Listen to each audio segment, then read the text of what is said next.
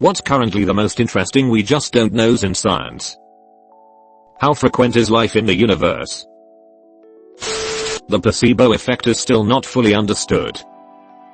What we really need is to analyze it under proper double-blind studies. We'll give one group a placebo, and we'll give the other group shit. I see the problem.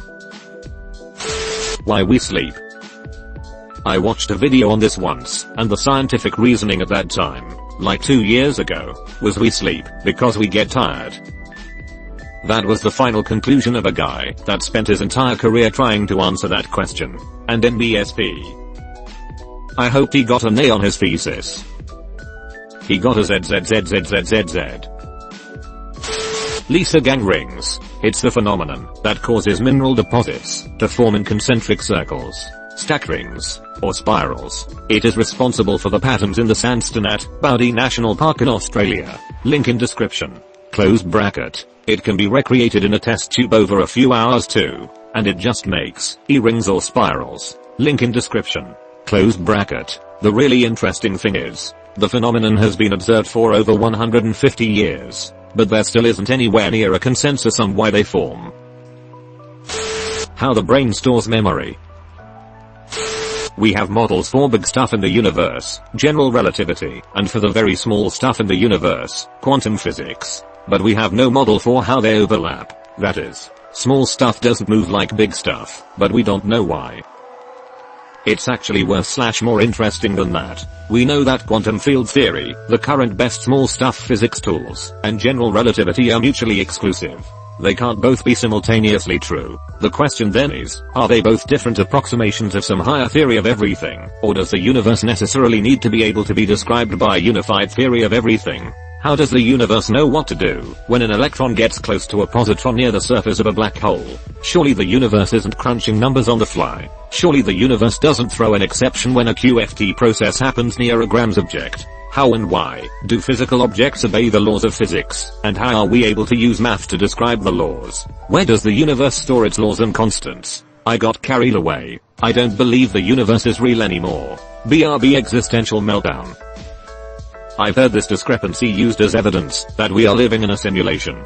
In video games, programmers use approximations to create a reasonable facsimile of physics and reality, but the equations used are different than the ones that truly govern our world. If a video game character were to attain self-awareness and attempt to solve their world's physics and math problems, they would run into similar inconsistencies as we do when we look at quantum field theory and general relativity. What are snails trying to do? Their best. We don't know how we get knots in our muscles. The same way my earplugs tangled up in pocket. Just put them in a small bag and they don't tangle up and form knots. Problem solved. Devil's kettle falls. One side of the river goes down a waterfall and continues on, and the other half goes down a fucking hole. We have thrown lots of things in, like ping pong balls and logs and dice, but none of it shows up again. There are theories, but nothing is for sure. I like how there's all these crazy, big questions in this thread, like where does consciousness come from, and are we alone in the universe? And then there's this one, we don't know where this water goes. If we can't figure that out, I don't know what our chances are of finding out about the other ones. We just need more ping pong balls. The Navier-Stokes equations. They're the differential equations that solve for fluid mechanics in a space. If you can solve these things in 3 dimensions, you'll win $1 million. Y equals mx plus b. Got it. /r/best of 2023. User/u/badger serially predicts the solution to the Navier-Stokes equation 7 years in advance. The severe lack of antimatter in the universe. It's probably just hanging around somewhere. It's like when you lose your keys and you look everywhere and get frustrated, but they are just on your desk or something.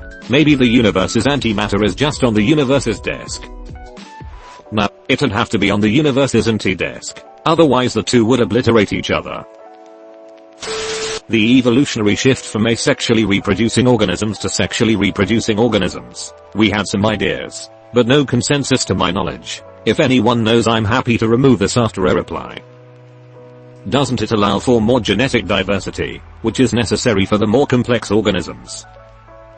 It does, but how it happened is weird. I'm sure I'm simplifying the question greatly. But, can we trace all languages back to one original source language? Or did language emerge independently in multiple places? Link in description. It sounds simple enough, but there are plenty of linguists suggesting that due to the nature of how a language evolves, the question itself might be a misunderstanding. Thought of another one. Is our universe deterministic or not? The more science has come to understand physical processes, the more it seems that, if we know all factors involved in any given event, we would be able to perfectly predict cause and effect. Machines have been built that can calculate the exact result of a coin flip before it happens. But quantum indeterminism changed everything. Einstein refused to believe that God would play dice with the universe. But it has been proven that certain quantum processes are determined randomly upon observation. So determinists counter that quantum events of this nature don't affect anything on a macro scale. But now theory is emerging that it might affect neurological processes, meaning that chaos theory could apply to our brains, and thus lending credence to the notion of free will. There's no consensus. I don't think that's a perfectly fair view of determinism. We have experimental evidence that quantum events do affect things on a macro scale, so that's an easy argument to counter. But, we don't have proof that quantum processes are determined randomly as you said. Mathematically we have a probability which ends up random, based on all known variables, but many QM interpretations suggest we are simply missing those variables. This one's really interesting. It'll probably get buried, but it's pretty recent. There's a weird noise deep beneath the ocean in the Canadian Arctic that started 2 years ago. It's scaring away wildlife, and making it difficult for Inuit hunters. Scientists are unsure as to what it is, and the Canadian military has recently been dispatched to investigate. This happened this week. Source, link in description. Close bracket. Have you tried apologizing to it? Isn't that the first thing Canadians do? If the M drive actually creates thrust, and if so, perhaps more interestingly, how? If the whole thing just turns out to be statistical error, I'll be really saddened. But otherwise, and if the technology can be scaled, spaceflight just became exceedingly simple. Get a nuclear reactor to low Earth orbit. Crazily this bit becomes the hardest part. Burn arbitrarily towards anything. Get there eventually.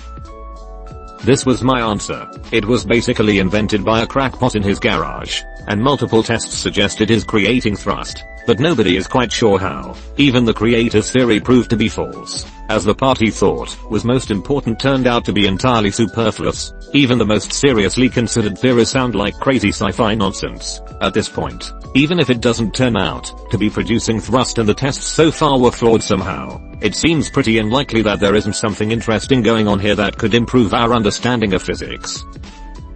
It's a win either way. Our understanding of physics is widened in a different and unusual direction, or our precision at measuring tiny statistical errors in quite large machinery is considered seriously. Exciting stuff. I mean, it's clearly doing something we don't understand. Whether that's producing thrust via some unknown means, or interfering with the test itself to make it look like it is. Either way, explaining it will probably teach us something. The little jerk you get as you fall asleep. Scientists haven't been able to back up why it happens, although they believe a possible reason could be that humans slept in trees long ago, and the jerk is an evolutionary trait that helped humans from falling asleep then falling out of the tree. Link in description.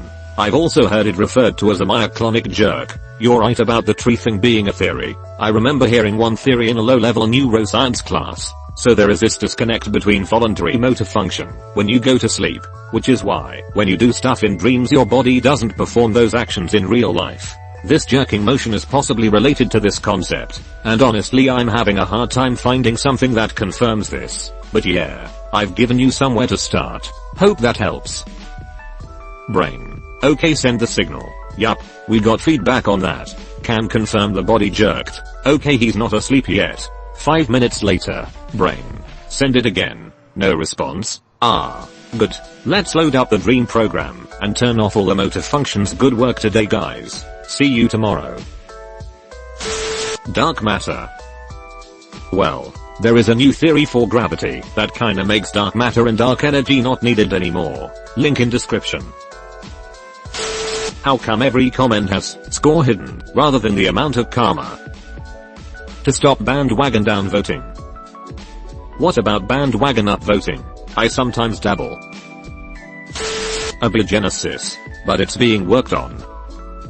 My high school bio teacher taught us that abiogenesis is impossible. I told her it had to have happened once. She didn't appreciate that. Why/how does anything even exist? We exist for the memes. Give this person a Nobel Prize. Give this person the US presidency. FDFY. What is responsible for creating consciousness? How do I know if you're conscious? Is it getting solipsistic in here, or is it just me? It's not just you, it's just me. The Fermi paradox. Statistical analysis points toward a near certainty of life existing elsewhere in the universe due to the hundreds of billions of galaxies, each containing hundreds of stars, giving far too many opportunities for life to develop, and then intelligent life to develop. So, where is everyone? Why has there been no contact or sure signs of the existence of life? Not a scientist, but I've seen one on TV. I firmly believe that there's life all over the universe, but everything is really, really far apart. The closest star system to us is Alpha Centauri, and it's 4.3 light years away. That means that, if you somehow found a way to travel at the speed of light without disintegrating, it would still take you 4.3 years to get there, and that's our closest neighbor. This galaxy we are in would take about 100,000 years to travel from one side to the other at the speed of light. It would take 2.5 million years, traveling at light speed, to get to the next closest galaxy, even for an extremely advanced species. Covering these distances would be very challenging. Another thing to consider is that life existed on Earth for billions of years before humans came along, and as far as intelligence and self-awareness goes, no other life form on Earth comes close to humans. Yes, dolphins are very smart, but they are not building particle accelerators or writing symphonies. We are something of an anomaly on our own planet. Perhaps we are an anomaly in the universe. Life might be all over the place, but sentient, intelligent life, equal or Marizo to humans, might be extremely rare. Fucking space, man. And even if that sentient, intelligent life exists anywhere else, what are the odds that they are at a level of advancement that would allow them to travel those distances in any kind of reasonable time? And what are the odds that of the 100 billion galaxies just in the observable universe, they would come to ours? Puberty. We know the hormones involved, and we know most of the physiology of it, but we still don't really know how it gets started. In other words, we don't really understand why when a person turns 13 or so it just gets switched on. Ball lightning. Only a few reported cases of it. Sometimes climbs down chimneys, and liable to explode. Lab recreations have failed, and we still don't know the source of it. Inexperienced mage casting a spell. Level 3 mage trying higher level spells. Per a cat. Surprising but no one knows. Serious scientific answer. Link in description. Close bracket. What are birds? Dinosaurs. What are dinosaurs? A big ol' birder. What's a birder? Small dinosaur. Are we in a computer simulation? If we can't tell, then it doesn't matter. Player 2 has entered the game. I'm still really unclear on sonoluminescence. Link in description. Close bracket. Water plus AIR bubble plus SOUND equals light. How life got started. Did it start on Earth, or come from elsewhere in the galaxy? If it came from elsewhere, where did it start? Was it replicators, a metabolism, or something else? Where did it start on Earth? Etc. Why does hot water freeze quicker than cold water? This always interests me, and for some reason it's not as common knowledge as I thought. Every year it seems I bring this up during winter and no one believes me, until I show them the Mpemba effect. Mpemba